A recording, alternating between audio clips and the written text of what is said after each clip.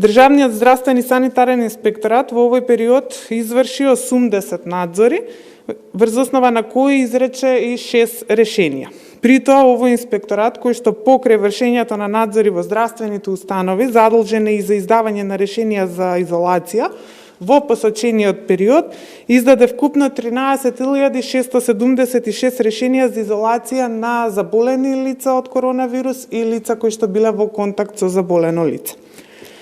Во истиот период инспекторите од Државниот пазарен инспекторат извршија 3068 контроли и дополнително уште 619 надзори поврзани со почитување на здравствените протоколи за отварање и работа на кафетерии и угостителски објекти кои послужуваат храна, но и согласно останатите материјални закони по кои што овој инспекторат постапува. При овие контроли од страна на пазарните инспектори изречени се 31 прекршочна пријава, од кои 2 прекршочни пријави се поради непочитување на Законот за заштита на население од заразни болести. Овие 2 прекршочни пријави се поднесени против еден угостителски објект во Гостивар, во кој не се почитувало работното време,